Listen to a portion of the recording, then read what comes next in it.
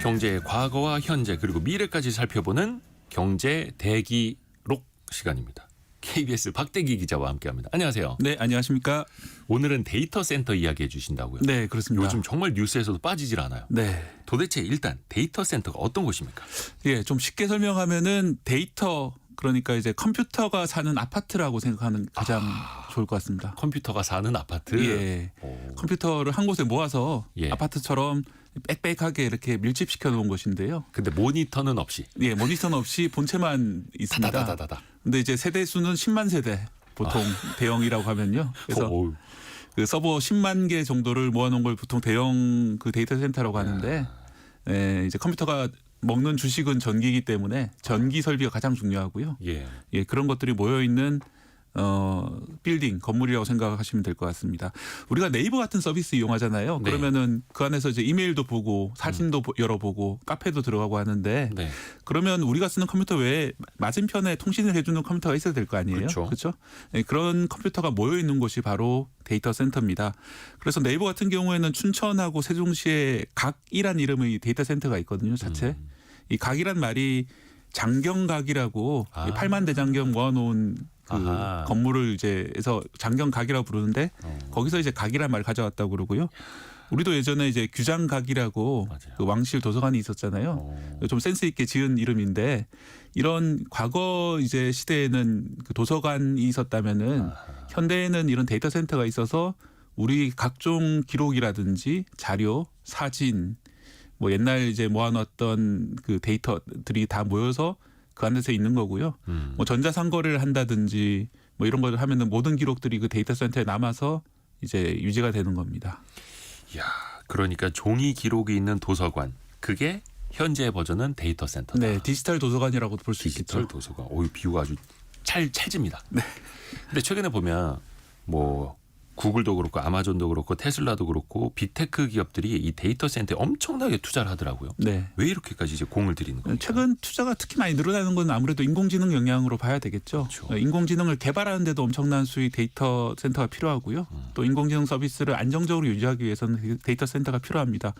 그 전부터 뭐 아마존이라든지 뭐 구글, 마이크로소프트 같은 회사들은 클라우드 서비스를 했기 때문에 네. 또 막대한 양의 데이터 센터를 지었고, 사실 우리나라가 만드는 반도체들도 일반 PC나 이 스마트폰이 아니라 그런 데이터 센터로 상당한 부분이 많이 팔리고 있습니다. 그래서 주기적으로 어떻게 보면은 그 반도체 경기가 오락가락하는 것이, 이 기업들이 데이터 센터 붐이 일어나면은 좀 지어요. 막 팔려요. 그러다가 좀 짓고 나면 좀 한동안 덜 짓게 되고, 그러면서 이제 우리가 알고 있는 2년 단위 반도체 그 경기 주기라는 사이클. 사이클이라는 게 사실은 이제 데이터 센터에서 시작을 한 겁니다. 그렇죠, 그렇죠.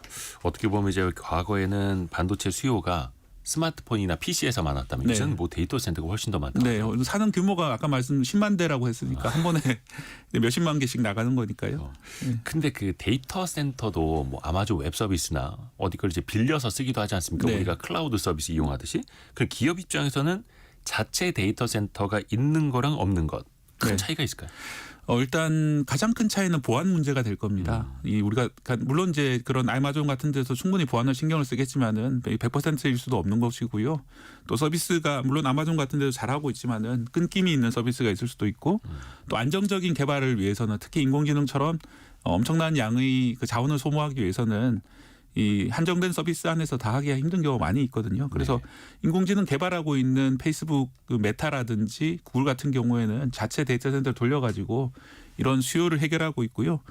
다만 오픈 AI 같은 경우는 워낙 처음에 비영리 법인으로 시작했던 곳이기 때문에 네. 마이크로소프트의 그런 어떤 컴퓨팅 파워, 데이터 센터를 이용해서 그런 개발들을 하고 있습니다.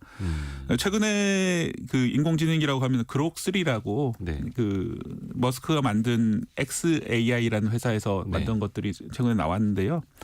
이것도 엄청난 규모의 데이터 센터를 새로 지었습니다. 사실 이제 일론 머스크 제가 그때 발표하는 걸 들어봤는데, 처음에는 이제 자기들이 직접 지을 생각은 없었다고 그럽니다. 그래서 아마존 같은데 아마 맡길 생각이었던 것 같은데, 가서 물어보니까 당신들이 할 정도를 개발하려면 새로 하나 지어야 되고, 그러니까 자기들이 지어주겠다.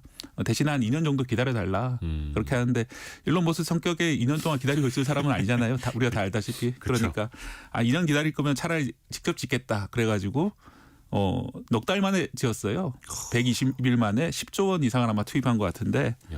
그래서 그 짓는 과정들을 쭉 설명을 하는데 상당히 재밌었습니다. 이게 건물을 처음부터 지으면 넉 달 만에 할 수가 없잖아요. 네. 건물 짓는 데마다 1년 걸릴 테니까요. 그러니까 제일 먼저 한 거는 빈 공장을 찾는 거였어요. 공장에 이제 컴퓨터만 설치하면 되니까 이 빈 공장을 미국의 한적한 시골 멤피스에다가 하나 발견을 해가지고요.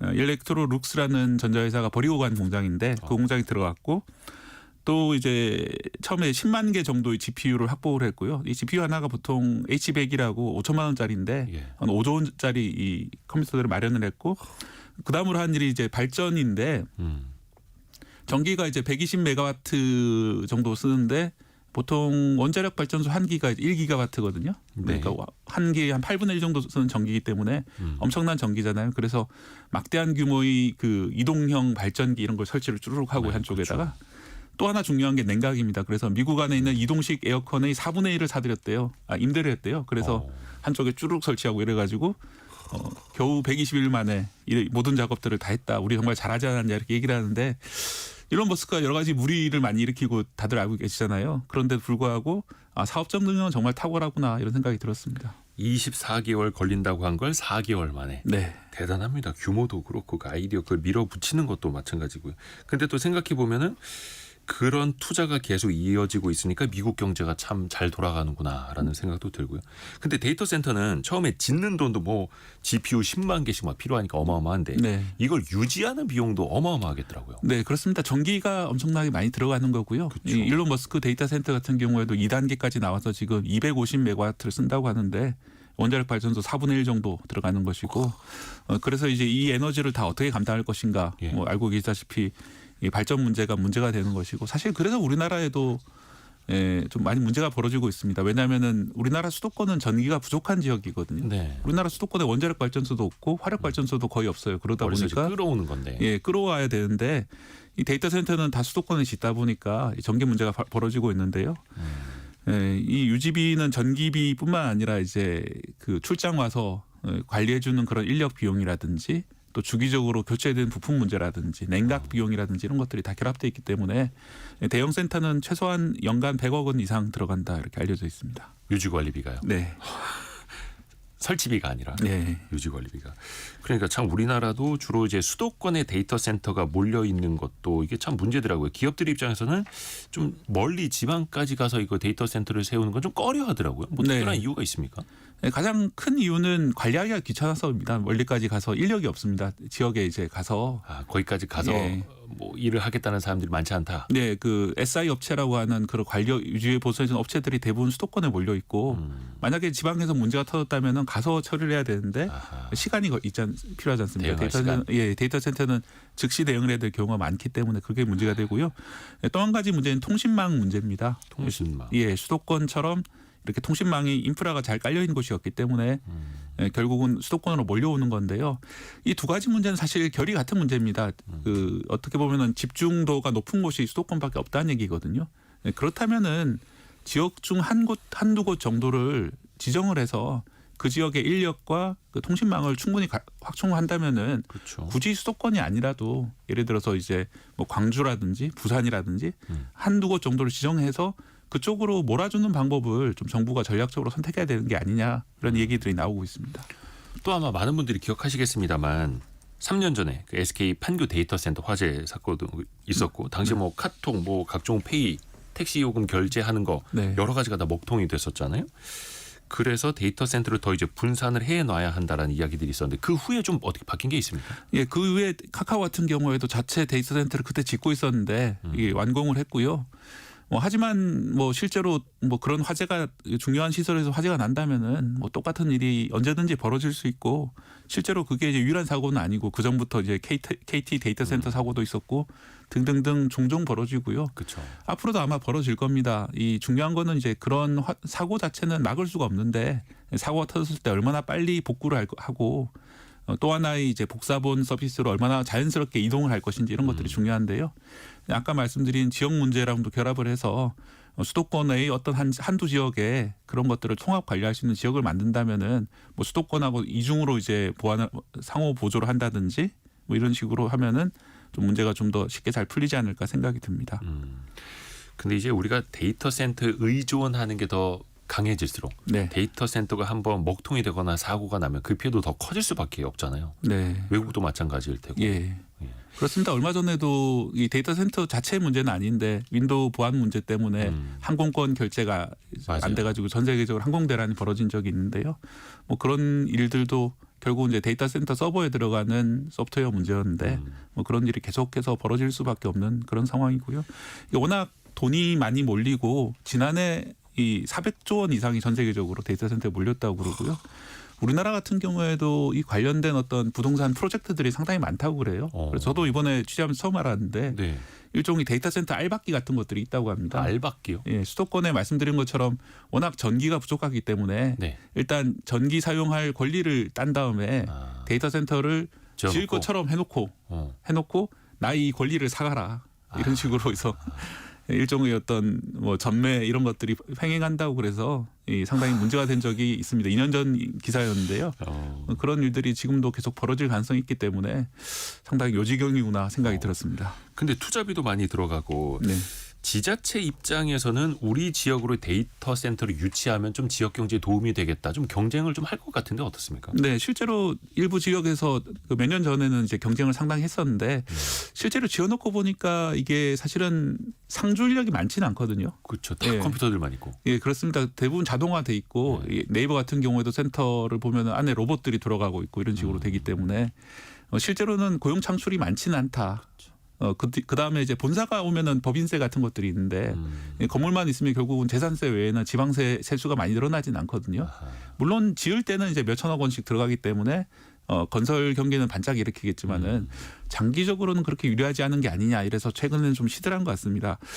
그렇다고 하더라도 아까 말씀드린 대로 그런 어떤 클러스터 형태로 만들어서 대규모 직접 시설을 지역에 만든다면은 좀 쇠퇴하는 소멸하는 지역에는 힘이 될 것이기 때문에 좀 더 큰 규모로 전략적으로 좀 생각을 했으면 좋겠습니다.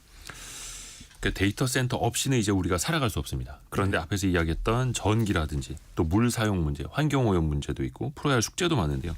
박대기 기자가 보기에 이 데이터 센터의 미래는 어떻게 보입니까? 네, 우리는 이거 없이 살 수가 없을 것 같습니다. 과거에 우리가 문화를 알고 있는 것들이 규장각에 전해오는 문건이라든지 8만 대장경을 통해서 우리 과거를 알 수 있듯이 우리 후대 세대들은 우리가 남기는 데이터 센터를 통해 가지고 우리 인류 문명을 계속 이어가겠죠. 그렇기 과거 때문에 동굴의 벽화처럼. 예, 그렇습니다.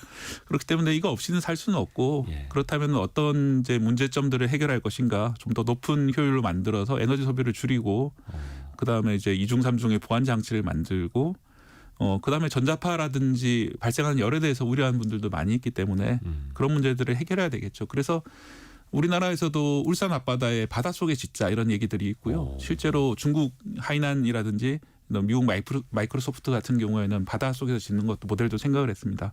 가장 중요한 것이 전기하고 또 발생한 열이거든요. 그렇죠. 그래서 이제 아예 바닷속에 지으면 열을 바닷물로 보낼 수 있는 것이 아니냐. 마치 원자력 발전소처럼요. 뭐 그런 논의들이 있고 기술 개발들이 이루어지고 있는 상황입니다. 데이터 센터의 기술도 계속해서 나날이 발전할 테고요. 박대기 기자님이 헬로카봇에도 나오셨었어요? 김진우 님이 문자 보내주셨는데. 예, 최근에는 좀 다른 캐릭터로 바뀌었다고 하는데요. 아, 만화 캐릭터로? 예. 정대기라고 하는 사람으로 나왔다고 들었습니다. 어떻게 그건 협의가 된 겁니까? 아니요, 협의는 안 됐었는데요. 그때 아마 KBS를 통해서 방송이 됐기 때문에 아마 제작하시는 분이 협의가 됐을 거라고 생각하고 만드셨을 것 같습니다. 뭐라고는 못하고. 근데 이제 모티브가 됐겠네요. 예. 또 우리 응원해 주시는 청취자분들도 많이 계십니다. KBS 박대기 기자와 함께 경제 대기록 함께했습니다. 고맙습니다. 감사합니다.